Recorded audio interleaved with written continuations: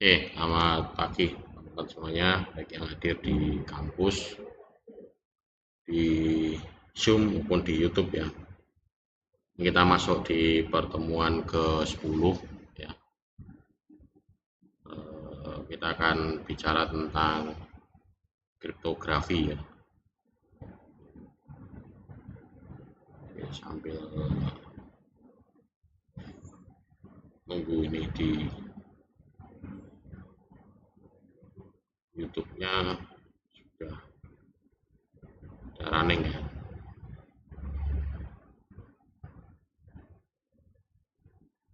Oke.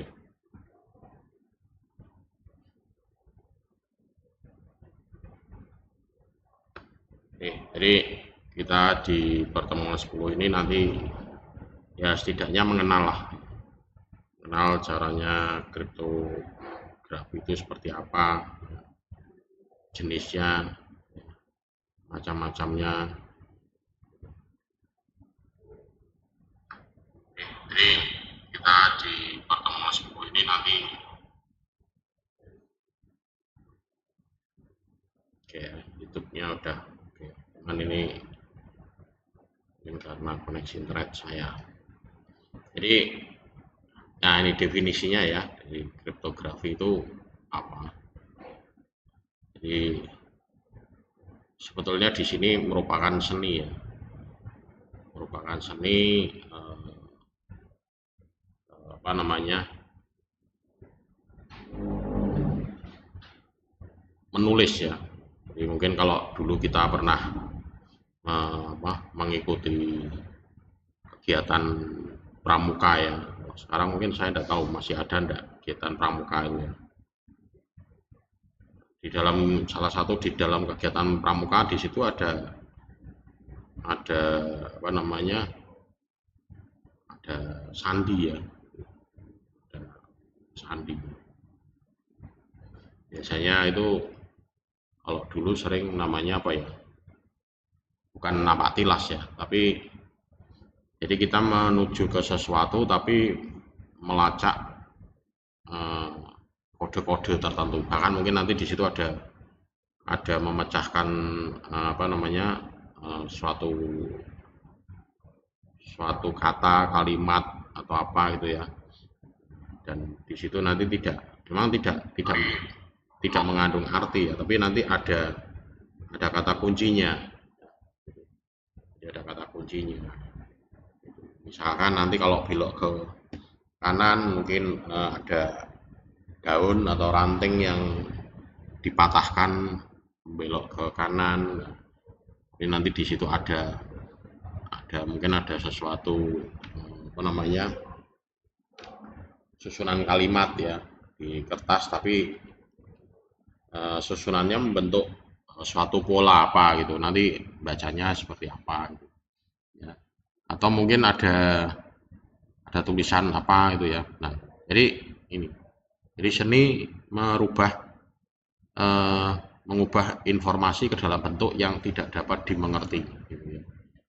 Jadi dengan cara ini sehingga memungkinkan untuk mengembalikan ke bentuk semula. Jadi nanti bisa untuk membaca atau mengartikan itu nanti semuanya harus ada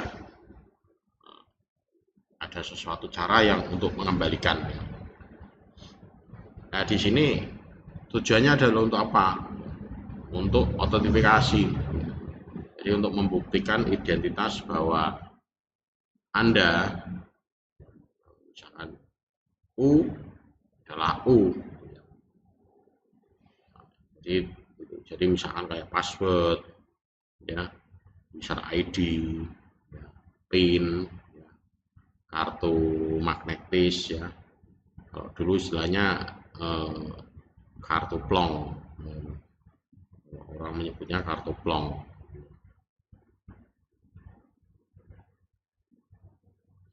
Kartu plong. Jadi kartunya memang sudah disetting lubang-lubangnya itu seperti itu.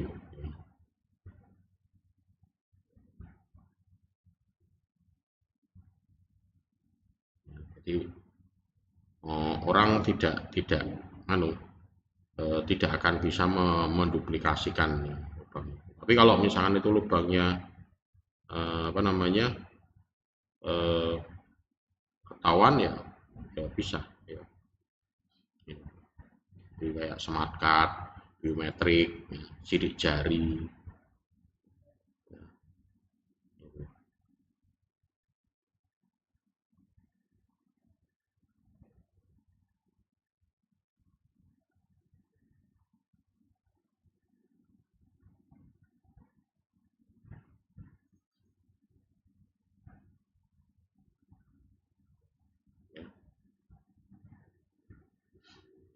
Kemudian, nah ini data integrity yang menjamin bahwa isi pesan yang dikirim itu betul-betul belum pernah atau tidak ada mengalami manipulasi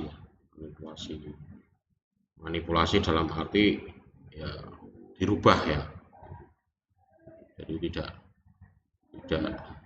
tidak mengalami itu. Jadi ada integrity ya. Dan di sini tidak ada artinya bila bekerja sendirian ya. Bisa digunakan untuk mengetahui apakah data yang diterima itu belum dimodifikasi ya.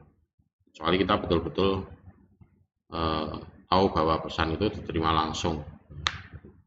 Jadi ibaratnya kayak ini, kayak gambar itu data integrity-nya. Si gambar yang sebelah sana itu melihat bagaimana memastikan bahwa data itu betul-betul masih asli. Tapi kalau misalkan sudah ada diubah, kayak gambar yang tengah itu dia berusaha mengubah ya, mengubah dengan menambahkan sesuatu, sehingga nanti artinya menjadi berbeda ya.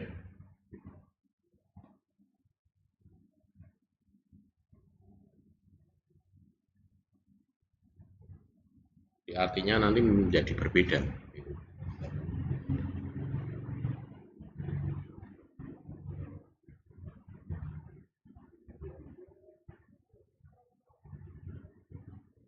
Ya, jadi dia harus menjamin ya, harus dikombinasikan dengan data originalnya. Kemudian data original autentifikasi ini untuk memastikan bahwa pengirim pesan adalah benar-benar orang yang mengirimkan pesan tersebut.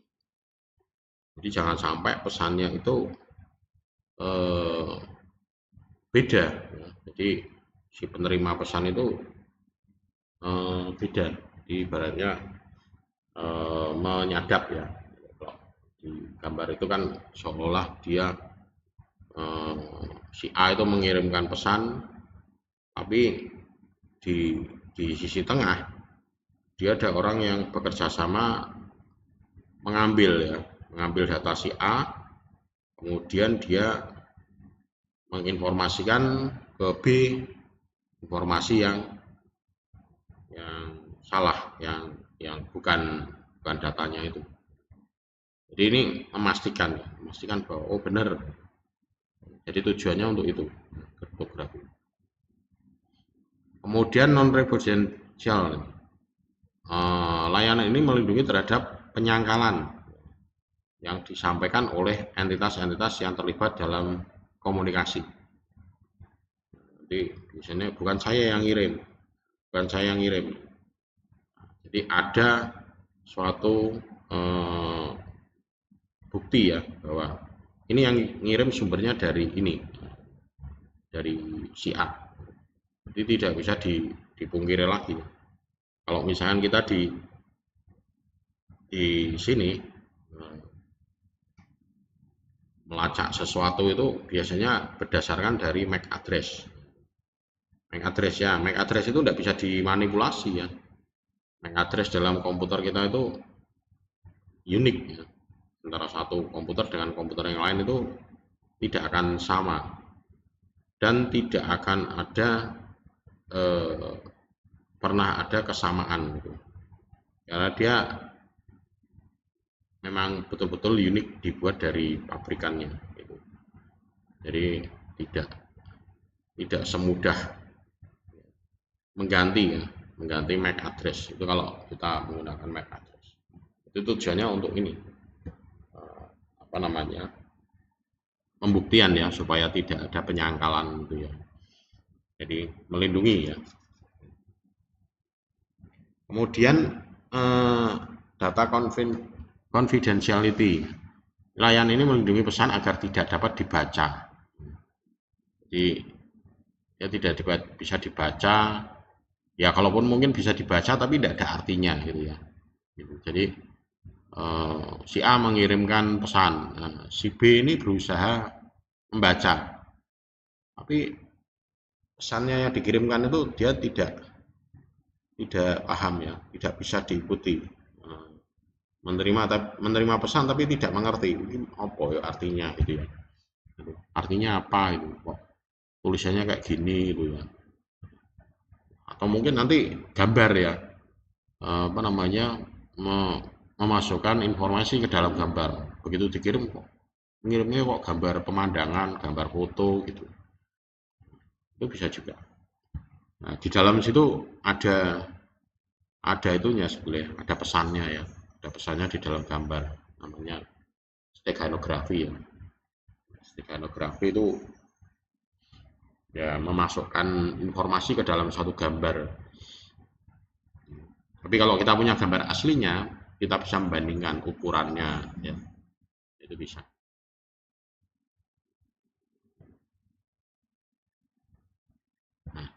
Nah, prinsipnya adalah ini ya. Tipografi dari di sini ada plain text ya, atau clear text ya. Jadi ini pesan yang asli yang bisa dibaca. Kemudian di-encrypt. Di-encrypt, kemudian dalam bentuk ciphertext, pesan dalam bentuk yang sudah diubah. Nah, ini yang dikirim. Nah, nanti dari sini, dari sisi sini, si penerima nanti mendekrypt. Mendekrypt itu membalik, sehingga menjadi suatu tulisan yang mudah dipahami, atau istilahnya menjadi plain text. Jadi, nah ini ada istilah ya di sini. Cryptographers ini menemukan kode rahasia. Kalau cryptoanalyst ini berusaha memecahkan kode. Ya. Jadi ini menemukan, cryptographer itu menemukan kode rahasianya. Jadi dia hanya menemukan kodenya saja, belum mengerti apa maksudnya, apa artinya. Itu baru menemukan kodenya. Tapi cryptoanalisis dia nanti memecahkan kodenya. Jadi dari kode ini nanti dia akan dipecahkan, oh polanya ini, dicoba, oh benar, ini polanya ini, bisa kebuka. Nah, sistem kriptografi ini melibatkan dua hal ya, algoritma dan sebuah kunci ya di sini. Jadi ada algoritmanya, ada kuncinya.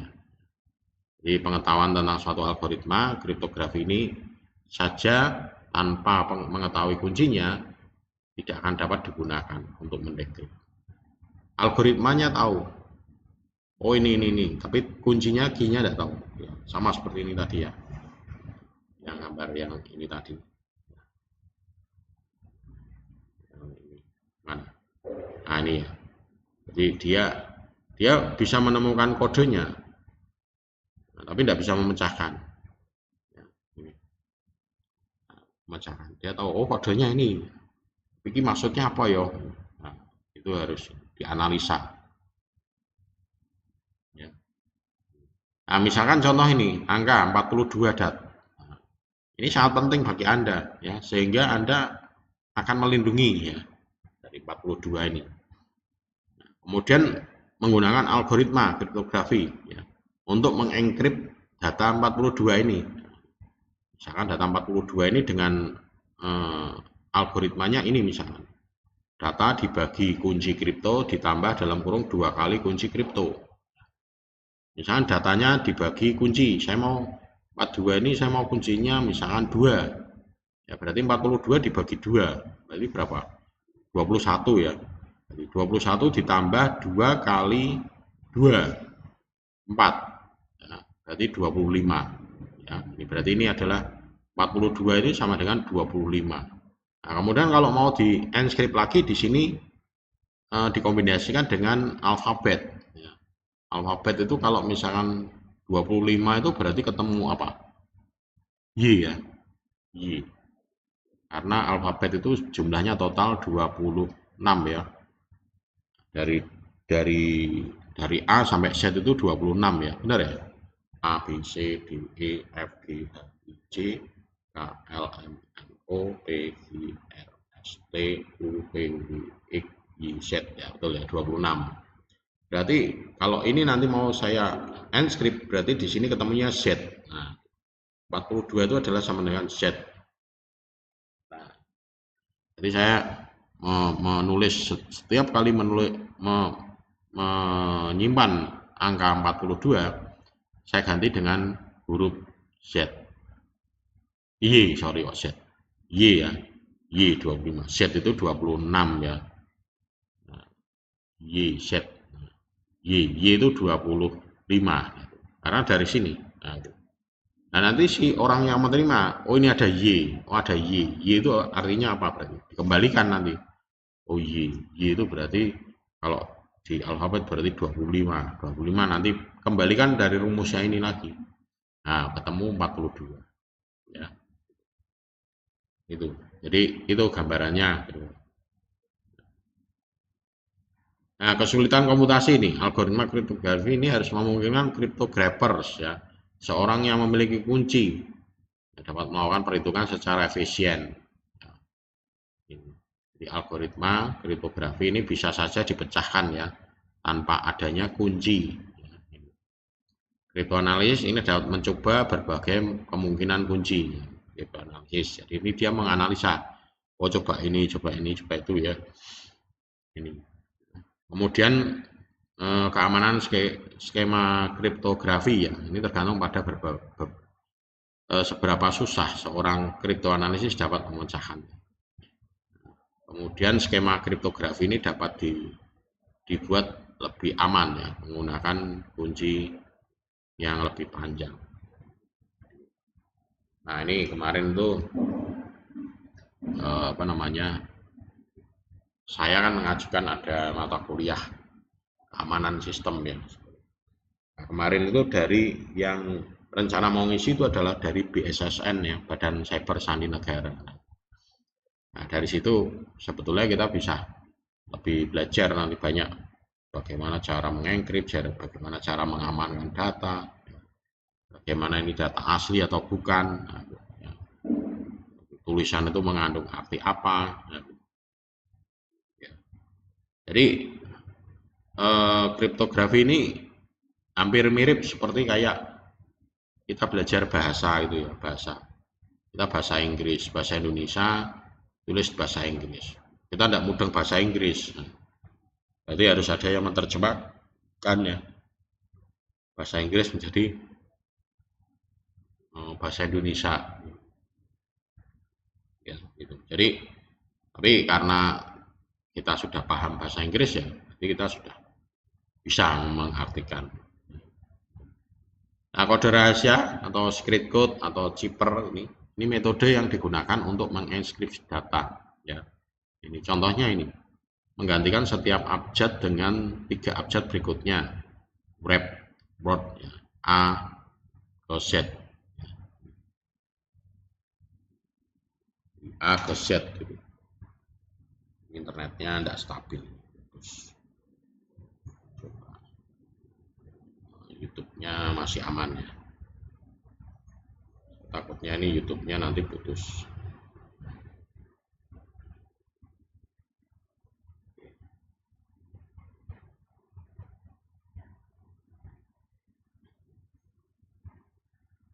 Nah, ini koneksinya tidak stabil. Putus nyambung. Tapi nanti kalau di YouTube-nya putus ya sudah. Ini no internet akses.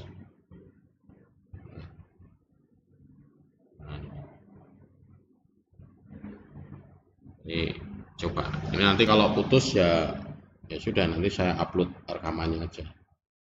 Terutama yang di Zoom ya.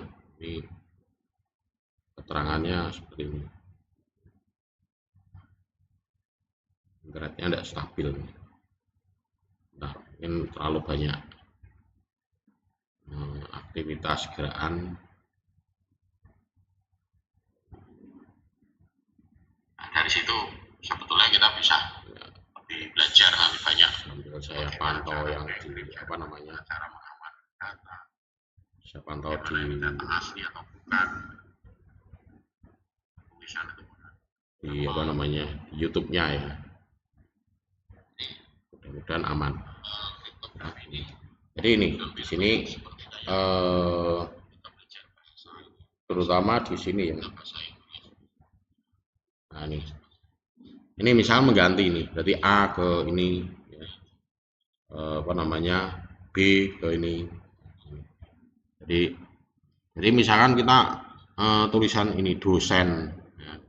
Indonesia bukan dosen, bukan S ya, pakai dosen, ya. Pakai Z, dosen. D-nya di sini berarti G, G. Ya, O-nya di sini dia mengartikan berarti ini adalah O-nya ini. O-nya adalah ini. O-nya ini. Ya. O-nya R ya. Jangan C-nya ini. Ini YouTube-nya putus ya. Nanti saya unggah ulang aja. Ini karena koneksinya tadi putus nyambung sehingga ini YouTube-nya putus. Tapi ini rekamannya masih jalan terus, tidak apa-apa. Nanti saya unggah, saya upload aja nanti.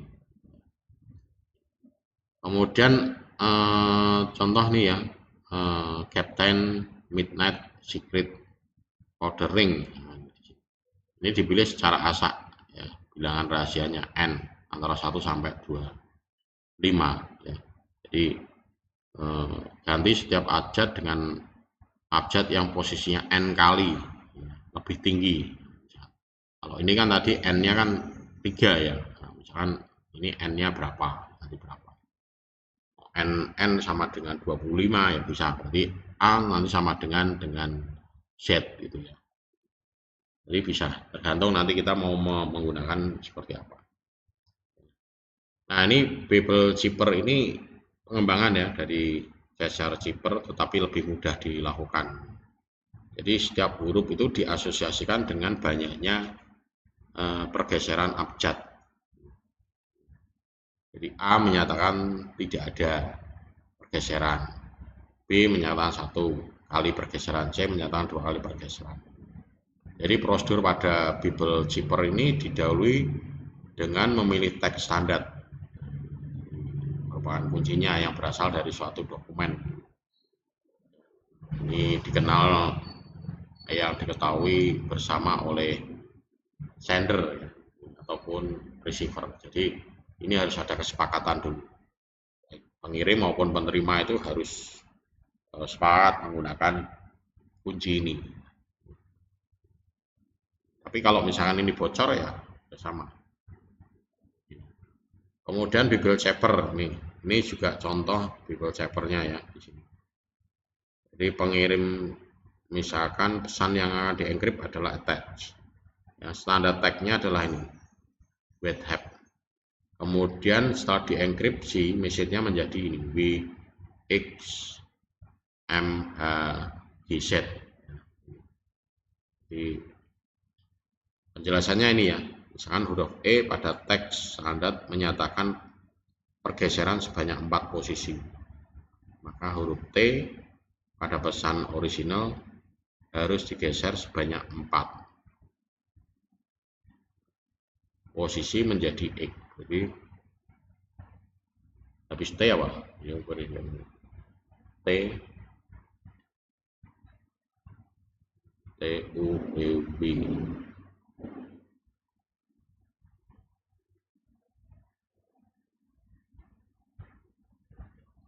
T bergeser 4 ya.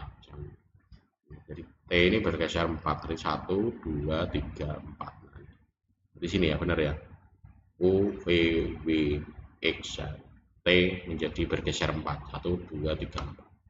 Sehingga dia menjadi apa namanya menjadi Z, ya. T menjadi Z, ya. Kemudian yang lain juga sama ya, W menjadi apa. Nah, sedangkan huruf C ya pada pesan original harus bergeser 4 posisi. C-nya itu berubah menjadi apa? Menjadi G ya. C-nya menjadi G, karena geser sebanyak 4 dan seterusnya. Jadi tinggal N-nya berapa geser. Kemudian Babel Chap ini, Chap harus mengetahui teks standarnya. Jadi si penerima itu harus mengetahui teks standarnya. Teks standarnya di sini harus tahu. Ya, teks standarnya apa? Ya, kalau dia tidak tahu teks standarnya, dia tidak bisa mengembalikan ya. Ya, digunakan yang membalik ya, mendekode ya, sebelum dienkrip. Jadi harus tahu. Jadi agar semakin aman, teks standar yang digunakan tidak boleh berasal dari dokumen yang diketahui oleh banyak orang. Ya, jadi tidak boleh berupa kata-kata umum gitu. Makanya di sini apa namanya teks standarnya tidak mengandung arti ya, wet hat. Ya, padahal pesannya di sini adalah serang, attach. Nanti yang dikirim ini, sandinya ini. Nah, bila teks standar tidak dapat diketahui pihak lain, maka akan sangat sulit untuk memecahkan bill zipper. Jadi teks standar. Jadi teks standarnya itu harus diketahui oleh dua belah pihak ya, pengirim dan penerima. Yaitu yang disebut kuncinya ya. Ini standar teks ini adalah kuncinya. Kuncinya ini untuk membuka sandinya. Kemudian one time pad ini merupakan varian dari Babel zipper ya, sama. Ya kurang lebihnya hampir sama ya. One time merupakan metode inskripsi yang sempurna asalkan teks standar dirahasiakan, sama juga. Jadi teks standarnya ini harus tidak boleh diketahui oleh orang lain karena ini merupakan kuncinya. Ya, ini contohnya ini ya, standar tag random key. Misalkan message-nya ini, kemudian nanti inskripsinya adalah ini. Kemudian monoalphabetic zipper ini juga sama, memetakan suatu huruf ke huruf lain secara acak. Jadi acak ya, acak. Nanti ada rumusnya. Nanti kembalikannya juga bisa di ini. Kelihatannya sangat secure ya, tapi mudah dipecahkan dengan analisa bahasa secara statistik. Ada 26 kemungkinan pasangan ini. 4 kali 10 pangkat 26. Jadi di sini acak zipper tag-nya. Kemudian kriptografi ini teks zipper ini dulu, kalau ini sejarahnya ada suatu alatnya ya. Ini alatnya yang untuk membuat. Jadi kita ngetiknya apa, munculnya apa gitu ya. Yang kita ketik di sini munculnya beda. Lingkaran geometrik. Jadi dulu ini namanya mesin Enigma, perangkat inskripsi elektromagnetis yang dikembangkan yang digunakan oleh Nazi Jerman ya, perangkat dunia II. Ini bergantung pada distribusi kunci yang dibagikan sebelumnya untuk mengenkripsi dan mendekrip pesan. Contohnya mesin Enigma ini. Dalam transformasi huruf diganti dan diatur ulang. Contohnya ini. Misalkan flag is attached at down. Ini mentransformasi menjadi NW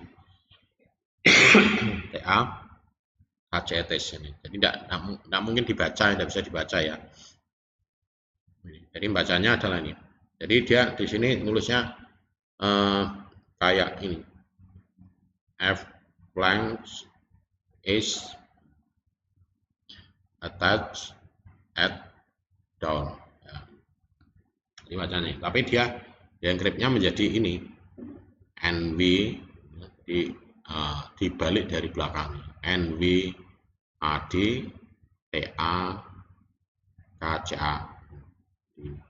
Jadi kayak pagar rel ya, dia bacanya dari belakang.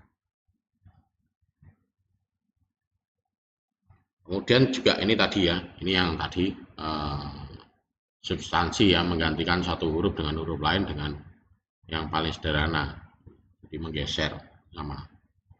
Kemudian ada juga yang lebih kompleks ini.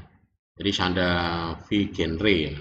Pada sandi dasar, kecuali sandi tersebut dienskripsi teks menggunakan pergeseran kata kunci. Jadi nanti dicocokkan ya, dari sini ke sini apa, ya, ini ke sini apa, nanti ketemunya apa. Ya. Ini koneksinya tidak stabil ya, masih nyambung ya, putus lagi. Internetnya putus nyambung. Tapi zoomnya masih aman. Oh iya, zoomnya ya, zoomnya masih aman. Yang sudah tidak aman ini YouTube-nya udah putus. Nanti kita upload ulang. Ya, ini yang lebih kompleks. Nah, ini contohnya ini tadi. Jadi ini script key-nya ini, kemudian plain text-nya ini, kemudian zipper tag-nya ini. Jadi di sini SF. Jadi di sini kalau misalkan F dikodekan, flank dikodekan dengan S script. Jadi FS. Jadi kalau di sini kita baca ya, di sini nanti F, ini F, ya, F ketemu S, berarti X ya. Jadi di sini ketemunya X. Ya, X. Kemudian LE nanti ketemunya P. Ya, di sini. L di sini mana? P.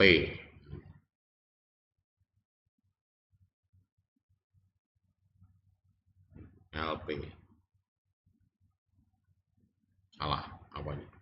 Oh kok LP? LE ketemunya P. LE nah, ketemunya P. LE ketemunya P.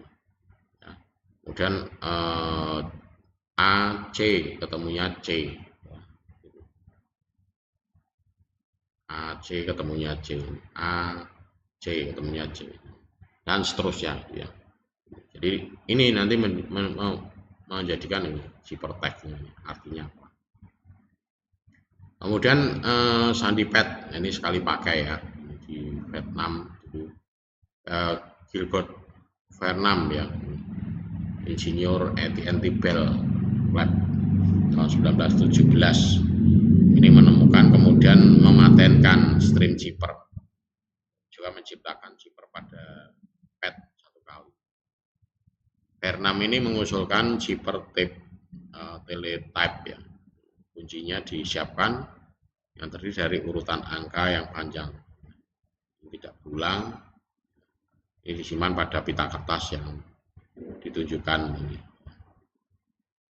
Jadi kemudian untuk menguraikan zipper tag ini, kunci pita ini kertas yang sama lagi digabungkan menghasilkan plain tag. Jadi ada menjadi suatu artinya. Kemudian ada pembacaan sandi, kriptoanalisis ini praktek dan studi yang menentukan makna informasi transkripsi ya, tanpa akses kunci rahasia. Ini juga dikenal sebagai memecahkan kode. Di sepanjang sejarah di sini sandi Vinci ini benar-benar aman ya, sampai dipecahkan pada abad ke-19 oleh kriptografer Inggris Charles Babbage ya. Kemudian Mary Ratu Skotlandia ini juga memecahkan waktu itu menggulingkan Ratu Elizabeth I dari tahtanya dan mengirimkan pesan transkripsi ke rekan konspiratornya. Memecahkan kodenya. Kemudian komunikasi transkripsi Enigma juga digunakan di Jerman ya, untuk navigasi dan mengarahkan U-boat mereka ke Atlantik ya. Kriptoanalisis Polandia dan Inggris memecahkan kode Enigma. Kalau sekarang sudah menggunakan radio komunikasi ya kita menggunakan ini frekuensi radio, dan frekuensi radio itu diacak sehingga orang yang tidak paham ya itu berupa kayak gelombang-gelombang tidak jelas gitu ya. Kemudian beberapa metode digunakan dalam kriptoanalisis ini. Brute force method ini menyerang mencoba setiap kunci ya yang mungkin mengetahui bahwa pada akhirnya adalah satunya yang berfungsi. Jadi dicoba-coba gitu. Ciphertext method ini penyerang memiliki ciphertext dari beberapa pesan transkripsi tetapi tidak memiliki pengetahuan tentang plain text yang mendasar. Jadi dia nyoba. Kemudian no plain text method. Nah, no plain text method ini penyerang memiliki akses cipher ya. Akses cipher.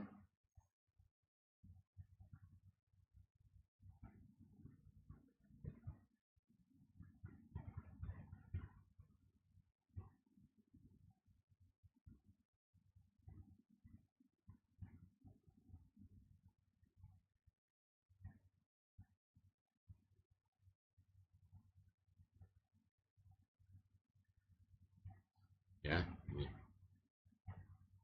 Kemudian ada chosen plain text. Nah, ini koneksinya putus ya.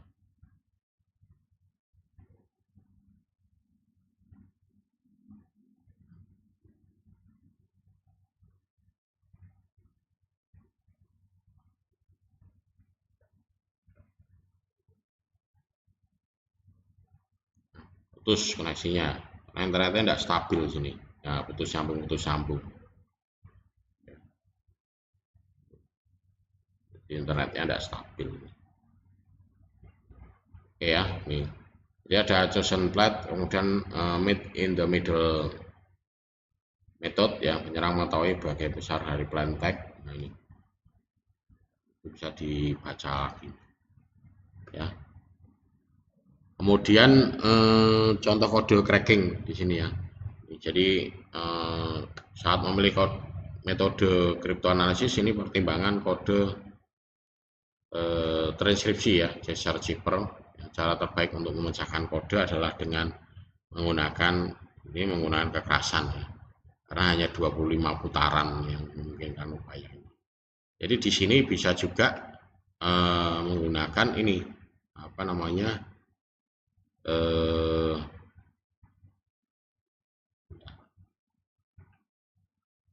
ini internetnya putus ya.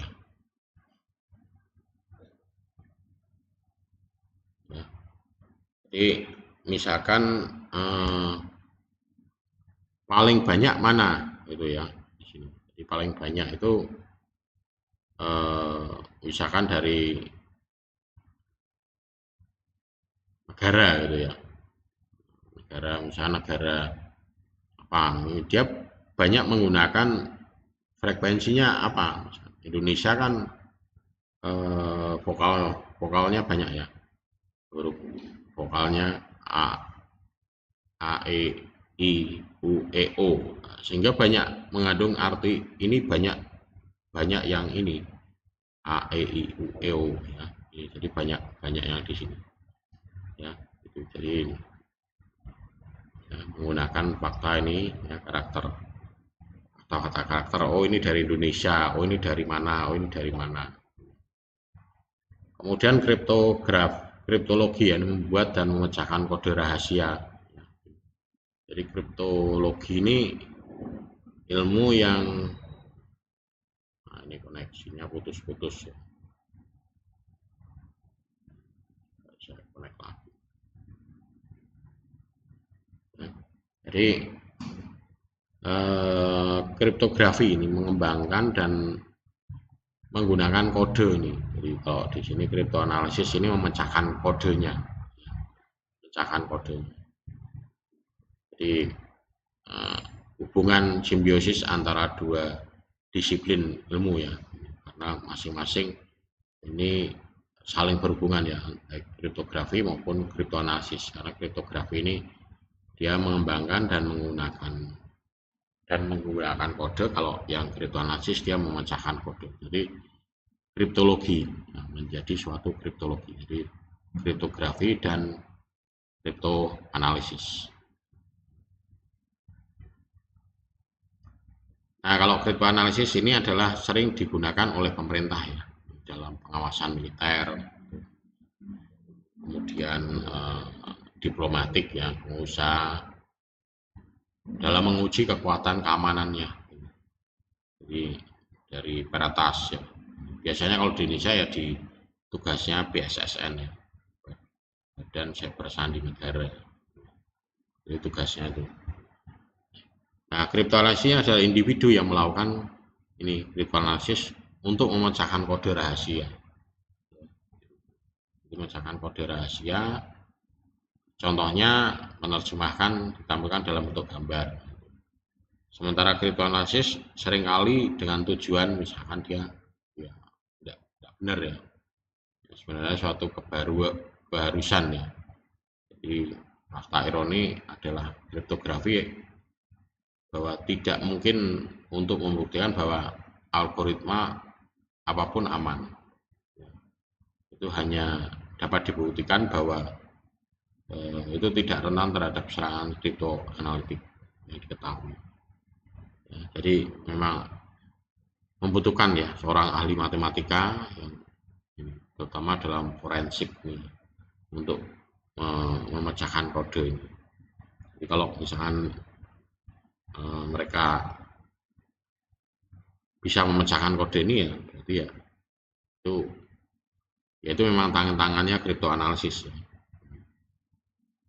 Nah, rahasianya ada di kunci ya, di key password ya. Jadi misalkan di sini MD5 ya, autentifikasinya ini ya, confidential rahasianya ini. Jadi mencantumkan hash kriptografi untuk protokol algoritma. Sini contohnya.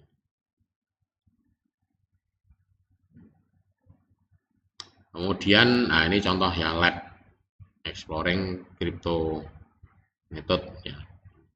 Di Jipper premise using V-genre. Jadi ya sebelum ini nanti lab ya, tapi ini nanti apa namanya menggunakan inskripsi dan decrypt ya. Jadi menggunakan V-genre Jipper, menggunakan ini sebenarnya. Nah ini ya, jadi menggunakan apa sandi ini.